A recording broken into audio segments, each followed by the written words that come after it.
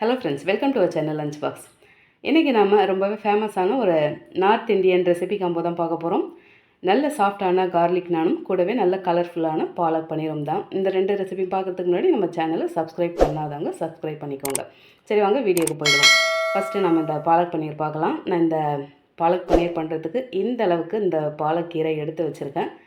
இதில் அந்த இலை பகுதியை மட்டும் எடுத்துக்கிட்டு அந்த நரம்பு பகுதியை எடுத்து போட்டுருவோம். இந்த மாதிரி க்ளீன் பண்ணி வச்சாச்சு. இதை நம்ம அலசி எடுத்துட்டு ஒரு கடாயில் 2 கப்பு தண்ணியை சேர்த்து நல்லா கொதிக்க வச்சுட்டு அதில் க்ளீன் பண்ணி அலசி வச்சுருக்க அந்த பாலக்கீரையை சேர்த்து ஒரு 3 நிமிஷம் மட்டும் நம்ம வச்சுருக்கலாம். ரொம்ப வேக வேண்டாம். இந்த பக்கம் ஒரு அகலமான பவுலில் எந்த அளவுக்கு உங்களுக்கு ஐஸ் க்யூப் தேவையோ அந்த அளவுக்கு சேர்த்து ரெடியாக வச்சுட்டு இந்த பக்கம் 3 நிமிஷம் அந்த சுடுதண்ணியில் வச்சுருந்த அந்த பாலக்கீரையை தண்ணியை நல்லா வடித்து எடுத்துட்டு அந்த ஐஸ் வாட்டரில் சேர்த்துக்கலாம். இந்த ஐஸ் வாட்டரில் ஏன் சேர்க்குறோன்னாக்கா இந்த கீரை கலர் மாறாமல் இருக்கும். இந்த விஷயம் தெரியாதவங்களுக்காக நான் சொன்னேன். தெரிஞ்சவங்க ஸ்கிப் பண்ணிக்கலாம். இப்போ இந்த தண்ணியை வடித்து எடுத்துட்டு மிக்ஸி ஜாரில் சேர்த்து நம்ம அரைச்சி எடுத்துருவோம். கூடவே 4 பல் பூண்டு, ஒரு சின்ன துண்டு இஞ்சி சேர்த்து 3 பச்சை மிளகாவும் சேர்த்துட்டு நல்ல நைஸாக அரைச்சி எடுத்துக்கலாம். நல்ல கலர்ஃபுல்லாக இருக்குது. இந்த அளவுக்கு நைஸாக அரைப்பட்டு வந்திருக்கு. இப்போ இதை அப்படியே வச்சுட்டு நம்ம பன்னீரை ஃப்ரை பண்ணி எடுத்துருவோம். ஒரு பேனை சூடு பண்ணியாச்சு. இதில் 2 டேபிள் ஸ்பூன் பட்டர் விட்டு பட்டர் உருகின பிறகு நான் 400 கிராம் பன்னீர் எடுத்திருக்கேன். உங்களுக்கு பன்னீர் எந்த அளவுக்கு வேணுமோ, எந்த சைஸில் வேணுமோ அந்தளவுக்கு கட் பண்ணி எடுத்துக்கோங்க. இது நல்லா கொஞ்சம் கலர் மாறி வரட்டும். அந்தளவுக்கு ஃப்ரை பண்ணி எடுத்துக்கலாம். இந்த பாருங்கள், இந்த அளவுக்கு கலர் மாறி வந்திருக்கு. இப்போ இதை நம்ம தனியாக எடுத்து வச்சுட்டு பாலக் கிரேவி ரெடி பண்ணிக்கலாம்.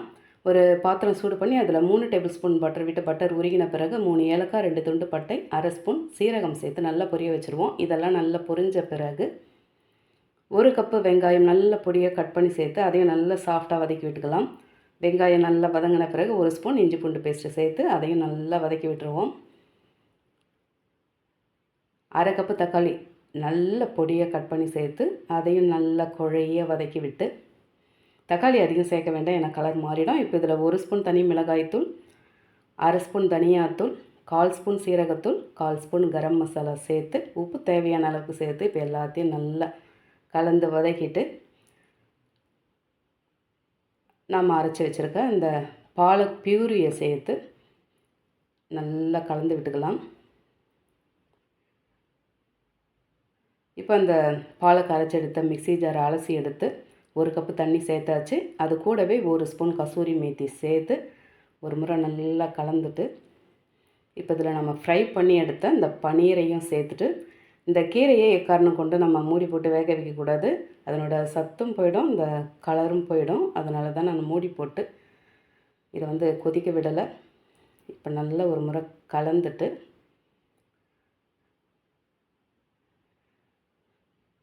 இது எதுவும் திரும்பியும் கொதிக்கணும்னு எதுவுமே அவசியம் கிடையாது. எல்லாமே நல்லா வெந்தது தான். நல்லா கலந்தாச்சு.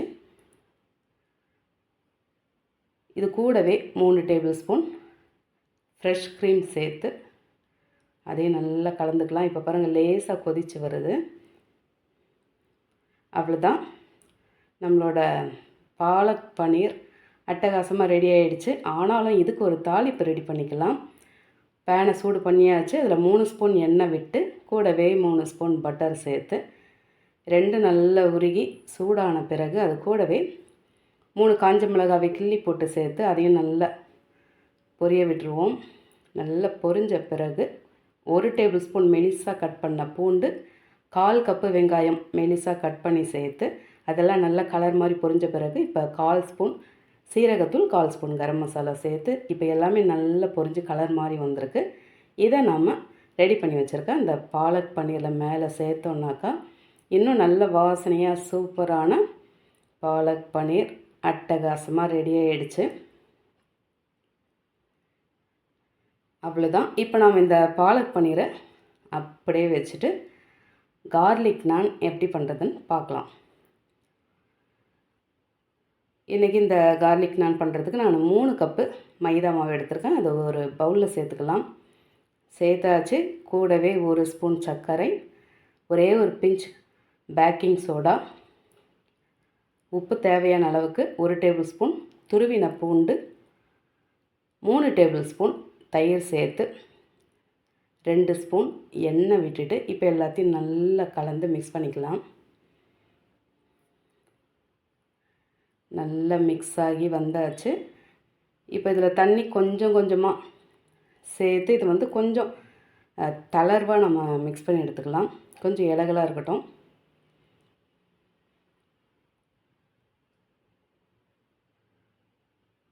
நல்ல சாஃப்டாக இந்த மாதிரி கலந்து மிக்ஸ் பண்ணி எடுத்தாச்சு. மைதாவை அடிக்கடி சேர்த்துக்கிறது நல்லது கிடையாது. ஆனாலும் என்னைக்காவது ஒரு நாள் சேர்த்துக்கலாம், தப்பு கிடையாது. அவ்வளோதான். நல்லா மிக்ஸ் பண்ணி எடுத்த அந்த மாவை இந்த மாதிரி நல்லா சுருட்டி விட்டு அதுக்கு மேலே ஒரு 2 ஸ்பூன் போல் நம்ம எண்ணெய் விட்டுக்கலாம். அப்போ தான் அது பாத்திரத்தில் ஒட்டாமல் வரும். இந்த மாவை நம்ம 1 மணி நேரத்துக்கு அப்படியே ஊற வச்சுருவோம். நல்லா ஊறட்டும். இதுக்கு மேலே ஒரு தட்டு போட்டு மூடி 1 மணி நேரம் ஊற வச்சுக்கலாம். இந்த மாவு ஊறின பிறகு இதுக்கு அந்த மேல் ஸ்ப்ரெட்டிங் ரெடி பண்ணிக்கலாம். ஒரு பவுலில் 3 டேபிள் ஸ்பூன் துருவின பூண்டு, 3 டேபிள் ஸ்பூன் நல்ல பொடி பொடியாக கட் பண்ண கொத்தமல்லி, 4 டேபிள் ஸ்பூன் பட்டர் சேர்த்து இது எல்லாத்தையும் நல்லா கலந்து வச்சுக்கலாம். இது வந்து கார்லிக் நான்ன்றதால மேலே இந்த ஸ்ப்ரெட்டிங் வந்து நம்ம தந்து தான் ஆகணும். இப்போ நல்லா கலந்து விட்டாச்சு. இப்போ இதை அப்படியே ஒரு ஓரமாக வச்சுட்டு நம்ம ஊற வச்ச அந்த மாவு எப்படி இருக்குன்னு பார்க்கலாம். இதை பாருங்கள், நல்லாவே சாஃப்டாக வந்திருக்கு. இப்போ இதிலிருந்து நமக்கு தேவையான அளவுக்கு உருண்டையை எடுத்து இந்த அளவுக்கு நான் எடுத்திருக்கேன். நம்ம வழக்கமாக சப்பாத்தி தேய்க்கிற அந்த பலகையில் மாவு கொஞ்சம் டஸ்ட் பண்ணி விட்டுட்டு இதை அப்படியே தேய்ச்சி எடுத்துக்கலாம். ஒரு மீடியம் திக்னஸில் இருக்கட்டும். ரொம்பவும் மெலிசாக வேண்டாம், ரொம்பவும் திக்காக வேண்டாம்.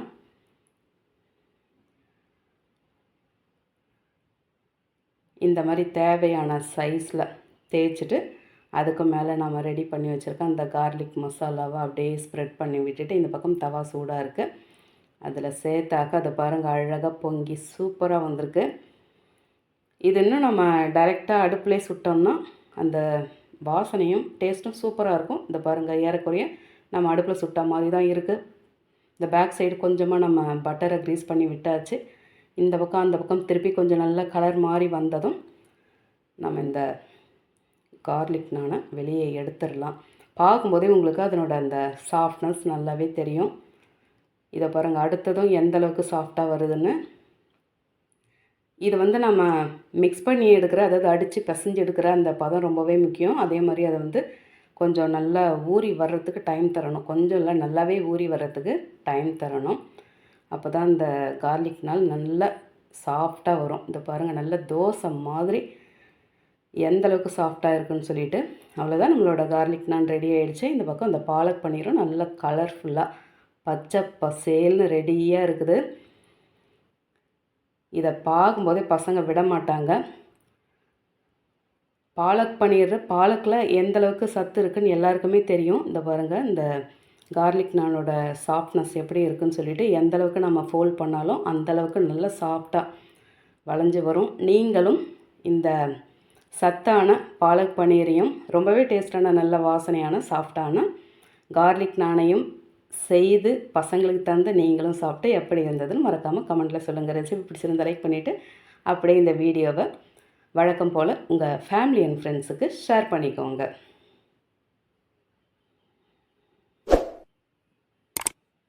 தேங்க்ஸ் ஃபார் வாட்சிங்.